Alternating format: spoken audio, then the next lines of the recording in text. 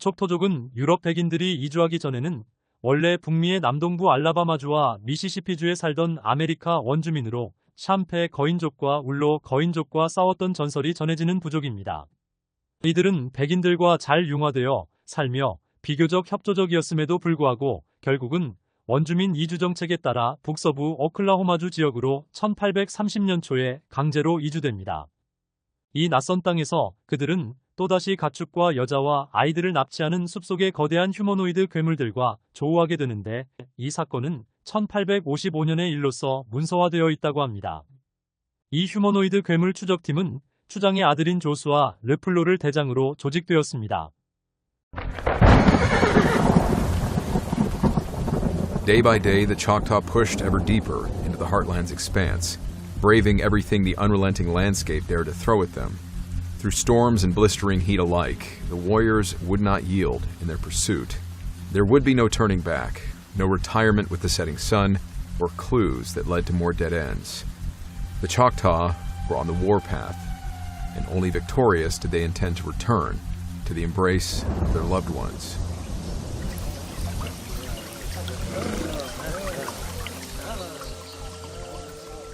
After numerous days of near constant tracking, heeding even the smallest of clues, the Choctaw still found themselves trailing behind their targets. Despite the sagging morale of some of the party's younger warriors, LaFleur's intuition nagged at him. Something told him that the elusive assailants were just beyond their grasp. Maybe they caught wind of us and fled. Could be miles away by now, Joshua. No, they made a claim out here, Hamas. No, they're not going anywhere. Probably far too stubborn to give up. And then let pride be their downfall. Let's just make sure that hubris doesn't come back and bite us. What do you see? Yeah, Joshua, what did you see?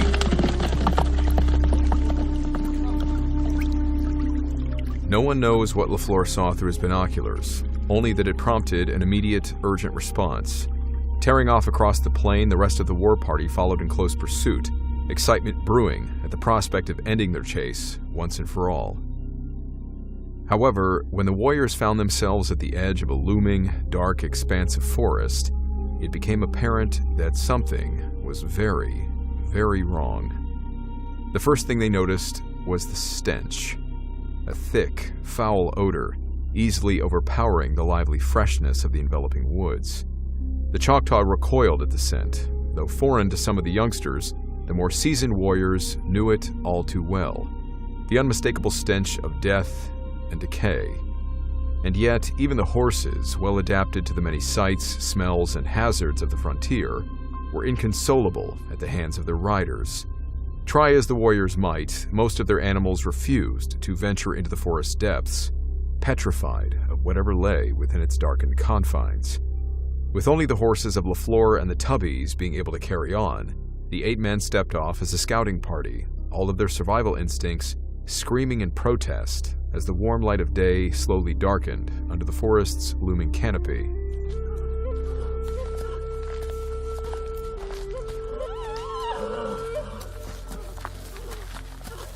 The next thing they noticed was the sheer silence.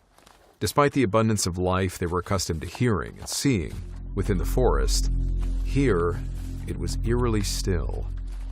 It was as if Mother Nature herself was hiding in petrified fear of an unseen threat. Still, despite the oppressive darkness and ever-worsening stench, the warriors pushed on with an ever-tightening grip on their weapons.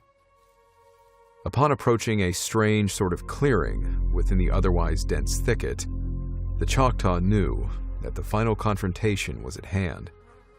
However, nothing could prepare them for the nightmarish reality they had quite literally stumbled into. Bodies, dozens of them, loved ones barely recognizable through mutilation and decay. Their flesh had been ripped away in chunks, devoured by what appeared to be a pack of rabid animals. Their bodies, what was left of them, had been stacked in a putrid pile at the far end of the clearing. Clouds of fat, glutinous flies swarmed over them as their droning buzz reached an impenetrable din. Further adding to the disgusting horror of the scene, piles of excrement lay scattered about the den, further spoiling the flies. Snapping the Choctaw from their horrified gaze, the telling sounds of footsteps drew their attention to the clearing's far edge.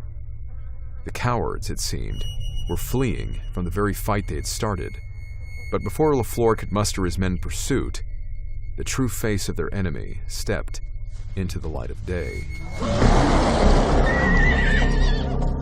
What LaFleur and the Tubbies were confronted with was no human adversary, like nothing they had ever seen. These beasts were man-like, but far more massive. Their lean bodies were covered in matted hair, lips curled back to reveal a terrifying set of fangs. Black eyes, possessed by violent animal instinct, bore into the souls of the men, now frozen in astonishment, watching as the beasts pounded their chests in a primal challenge. LaFleur sprung into action first, leaving the dumbfounded Tubbies behind. Drawing his saber, LaFleur zeroed in on one of the creatures, lining it up for a textbook cavalry-style strike. With calculated patience, the creature held its ground, waiting for the moment LaFleur's horse would fall just within striking range.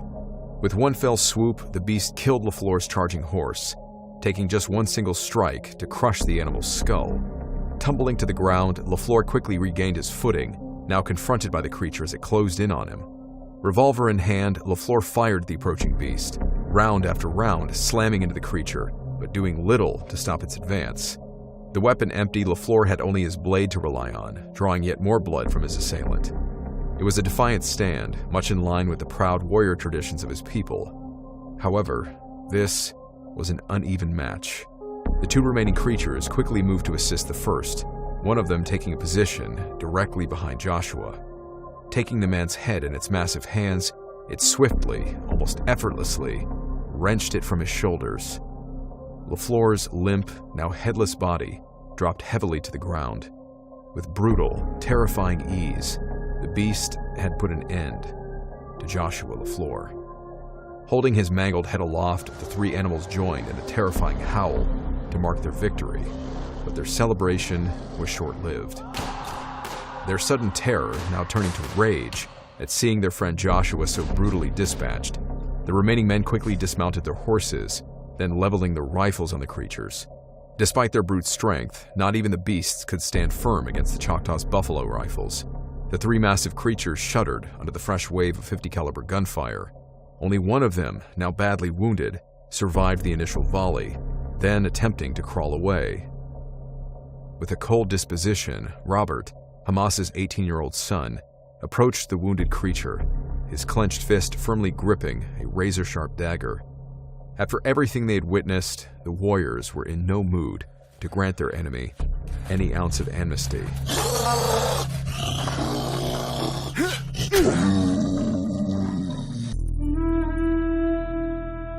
As the looming gun smoke cleared to reveal a scene of carnage, it was the Choctaw who now stood victorious.